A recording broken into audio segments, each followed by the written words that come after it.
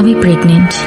আপনি আমাকে বিয়ে করতে পারবেন? এই মিষ্টি জঙ্গলের মধ্যে এত সুন্দর পরি। তা ভাবছি চাটা আজকে কে বানাবে, তোরা না তোদের বাপ? এই কে বললি?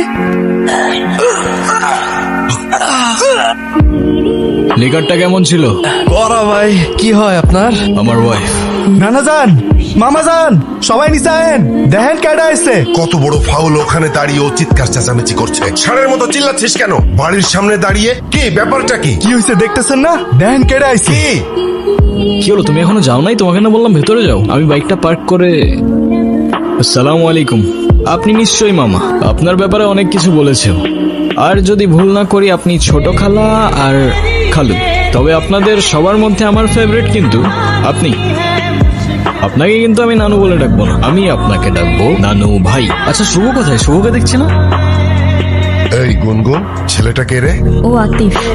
আমরা একে অপরকে ভালোবেসে বিয়ে করেছি। দেখছেন ভাইজান, আপনার আদরের ভাগ্নি খানদান বংশের পরিচয় না জেনে একটা ছেলেরে বিয়ে করে আনছে। হাব্বাজান, আপনি কিছু বলেন না কেন? ঠিকই তো, এই শুভ কাজটা একা করলি কেমনে?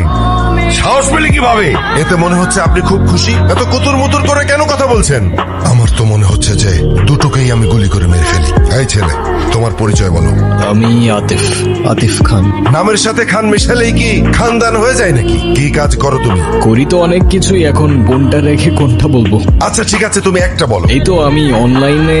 কি অনলাইনে কাজ করো তুমি? অনলাইনে তুমি কি করো? জুয়া খেলো নাকি মলম বিক্রি করো? আরে না না, আব্বা, আমি আমার ভাগ্নিকে ঢাকায় পাঠিয়েছি কেন? লেখাপড়া করাতে, তাই না? ও বড় বড় ডিগ্রি নিয়ে আসবে, সনদ নিয়ে আসবে। ও কি এনেছে?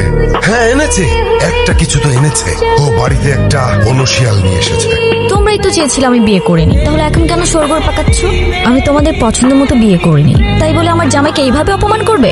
একদম ঠিক হচ্ছে না নানু ভাই। এইসব একটু একটু হয় না, জামাইরে উপরে আয়। যা হবার তা তো হয়েই গেছে। গুনগুন তার পছন্দ মতো বিয়ে করেছে, এতে রাগ করার কি আছে? তুমি রাগ করো, অভিমান করো, এতে ওদের কিছু আসবে যাবে না। তুমি কেন ব্যাপারটা বুঝতে পারছো না? এই ছেলে একজন ডিজিটাল জুয়ারি। ওদের কাজ হচ্ছে বড় লোক ঘরের মেয়েদেরকে খুঁজে বের করা, তারপর তাদেরকে টার্গেট করে। শুধুমাত্র টাকার লোভে এই ছেলে আমার ভাগ্নিকে বিয়ে করেছে।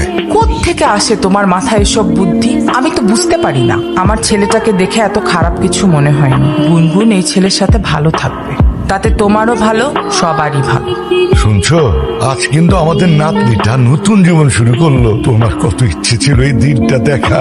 অন্তত আমি ওর বিয়েটা দেখে যেতে পারলাম। নাচ জামাইটা দেখতে কিন্তু রাজপুত্রের মতো। আমাকে ভাই বানিয়ে ফেলেছে। আমি এখন একা নয়। কিছু বলবো? এই সব কিছুর মধ্যে